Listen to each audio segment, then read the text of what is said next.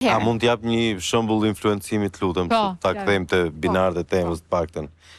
Tani, e para njërë, rrjetet sociale janë një realiteti pashmangshëm as në mënyrë mendje lehtë.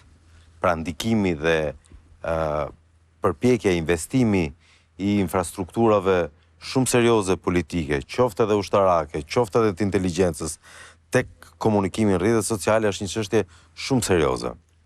Dhe aplikohet në mënyrë të rregullt në gjithë botën, çdo ditë, në çdo sekond. Dhe besoj nëse edhe flet me kryeministrinë në këto momente, një nga shqetësimet e tyre kryesore ishte si mori algoritmi i rrjeteve sociale me çështjen e protestës në Tiranë, edhe kur nuk e përliqte numri i protestuesve në shesh për masën që ajo mori. Pra është një shqetësim serioz ky. Dhe besoj se qëndron. Nëse do flasim... Ju ke një përgjigje vet? Si ndodhet? Ja prit se japëm përgjigje se kam qenë ndër të parat që kanë postuar ato video kam marrë mbi 5 milionë shikime. Nuk po flas për këtë, po flas për një çështje tjetër. Nuk ka të bëjë fare me këtë. Po flasim për çështjen e influencerave. Po jo, pra nuk po flas për atë, po flas për krejt tjetër gjë. Lutem, nëse më ndjek, algoritmi jot ishte organik, që po vajte 5 patjetër milionë. organik. U shqetësua Indonezia për protestën tënde? Të lutem, nëse më lejon të rrim në... Ka një problem, problemi një gjë që bën sens. Të lutem, Zonjush, të lutem, o Zonjush. A ka vërtet diçka më të shqetësuar në ato video? Më lejo të lutem të vazhdoj argumentin tim, ta them një argument, pastaj vazhdoni Zoni për me.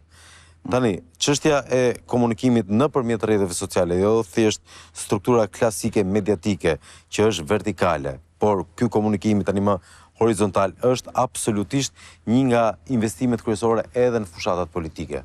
Edhe metodologjia, qoftë e ndikimit në algoritëm, qoftë edhe profilizimit të përdoruesve të këtyre rrjeteve, janë patjetër biznesi kryesor sot në botë. $180 milion ishte gjoba për Oxford Analytica që thjesht të ruante dhënat e përdoruesve. Në këto momente me inteligjencën artificiale jemi në një nivel krejt tjetër, jo vetëm të dhënat dhe preferencat e këtyre, po edhe modeli i manipulimit nëpërmjet dhënave që disponojnë aktualisht. Kjo është pika kryesore. Kush po bën manipulim?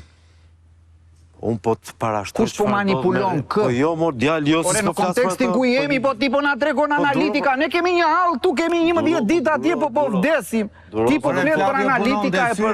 Po, vlla, populli është në shesh, njerëzit janë në rrugë, duan perspektivë. Po duan perspektivë. Po ti po na tregon që ka një shqetësim atje te kryeministria, se di unë që ky algoritmi se si u thyet. Çfarë po thua? Ne jemi miliona që po ndajmë algoritmin në gjithë botën. Pa jo, pra tani se po do themi në një gjë konkrete. Aty njerëzit kanë 11 ditë po japin shpirtin. Mirë, një sekondë ta marroj drejt fjalia nga fillimi i fundit të radhës. Ky e kontrollon algoritmin në Shqipëri, ka sistem të ngritur, ka medium të ngritur, ka atë që kontrollon algoritmin. U trëmën, po flinin gjumse, po dilnin nga dimri. Erdhi si i fort, vajti në Zvërnec, çoi kamionin, rau njerëzit, unë jam ky, unë jam mbreti. Ky ta ndaj mendjen, është kryeministër apo është mbret?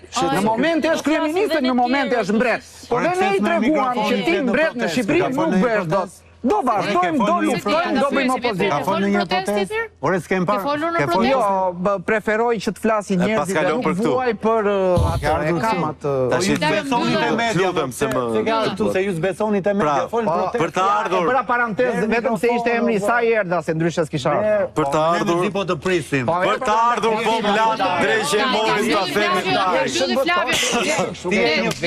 një flamingo. Ti je vegël, një flamingo. O bledo, të lutem për respektin tim. O, mane.